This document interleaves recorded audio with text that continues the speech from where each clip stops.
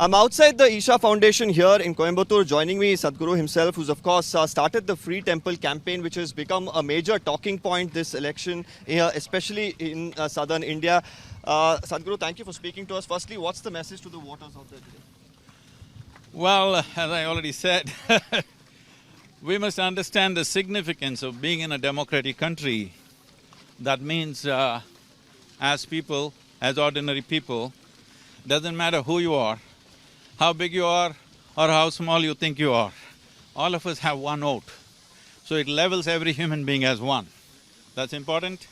Another thing is, this is the only process in the history of humanity which has allowed us to change power from one hand to another without bloodshed.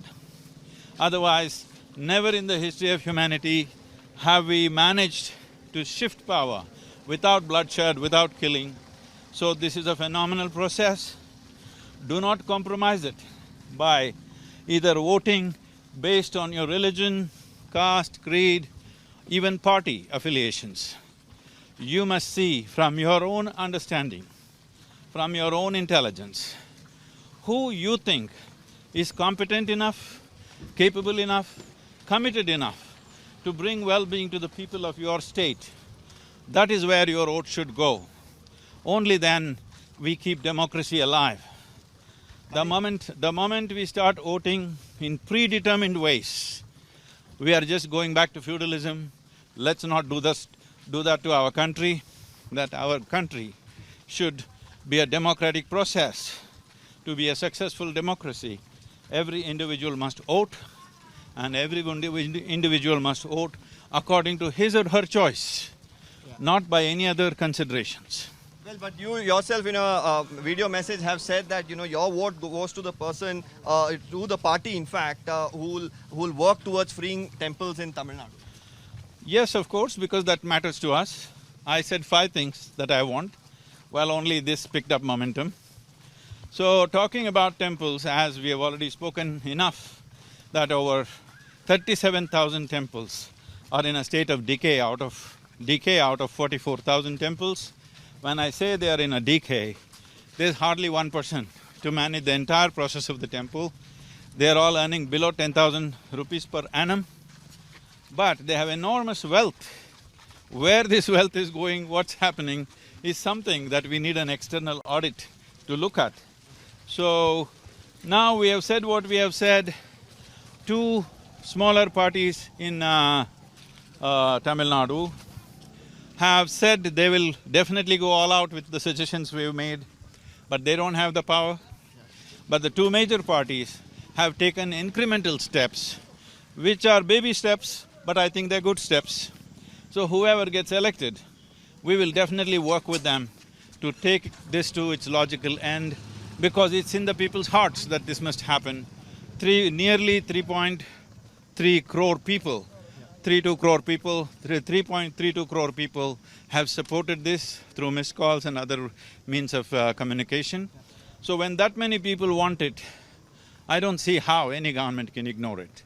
Well, talking about, the Free Temple campaign itself, you said, you want to keep it as… Yes, you've said that, you want to keep it as apolitical as possible, whether you like it or not, it has of course become political, and you have some parties in Tamil Nadu across the country who are supporting your campaign. Some of them are aggressively against it. See, being for and against is a part of democratic process. That doesn't mean to say the issue is political. The issue is of a very human nature. The issue is of great significance to majority population here. But political debates will inevitably happen in a democracy. It doesn't matter, everybody can say what they think, but as I said, 3.32 crore people have supported this. In an electorate of little less than 5 crores, 3 crore people, how can you ignore that? I don't think they can ignore that. So whichever government comes into place, we will work with them. Because I clearly understand it's a very complex issue. It's not like something you can flip it over overnight. So it needs to be worked at slowly. I'd like to ask you, in the interview 2 times now, Kanimori reacted to this matter. We've had Karthi Chidambaram, who's of course spoken about it. They're asking one pertinent question. Free temples from whom? They say committees are already existing who are taking care of temples. They're saying the balance of society which has been followed because of government control will be lost. There could be, marginalized communities who could face issues when they go to temple if it's given to the community. And right now, as far as the income generated is concerned, it largely stays with the temple itself. See, they're talking about an ancient problem. That problem did exist in our country, that professions and different aspects and activities of our social life was divided on the basis of caste. That is the reality of our existence. But that reality doesn't make sense anymore.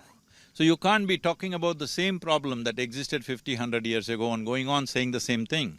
It's very clear today that irrespective of your caste, you can be a teacher, you can be a soldier, you can be anything you want, all right, if you get the necessary training. The same goes for the priesthood, who irrespective of your caste, creed or religion, if you have devotion in your heart and willing to train for what is needed, you can become that.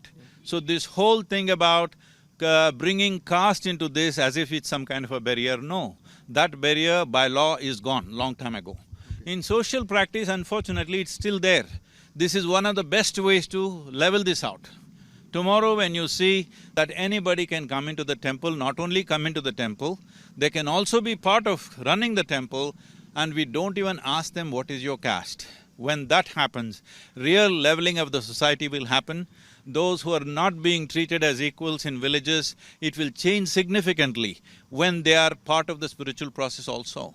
Last quick questions I'm going to ask you. The opposition has mentioned one more thing quite aggressively, that, they've termed you as the B team of the BJP because they've even had the free temple issue in their manifesto. We must understand this. These are election times, everybody can say many responsible things, it's all right. But what I'm saying is, BJP also, in wherever it has government, it has done the same thing. So, how am I the B team of anything? Everybody should understand this. I have never been and never will be a B team of anybody for that matter, either a political party or anything for that matter. I will never be a B team. If people have followed me and known me, they know I have spoken my mind, it doesn't matter which government. But once the people elect the government, I will respect that, whoever it is, because I respect democracy.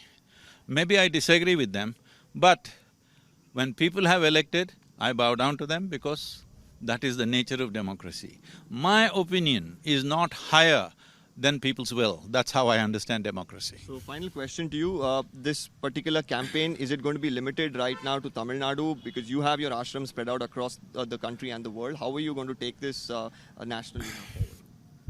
See, now that the election time is over, because of the election was in Tamil Nadu, nowhere else in southern India, we contained it to Tamil Nadu. And the issue in Tamil Nadu is far more serious than anywhere else. One thing is that the law is far more draconian, and the temples are too many in Tamil Nadu and it needs a certain attention. But now that the election is over, inevitably it will spread across the country. We cannot contain it to the geography of Tamil Nadu for sure. Thank you so much for speaking to us. Namaskar. Well, that was Sadhguru giving us an insight into the Free Temple campaign, telling us, what his plans for the future of the campaign are, also responding to the allegations against him by the opposition and also to the campaign itself. With video journalist Sunil, Deepak Bopana for Times Now from Coimbatore.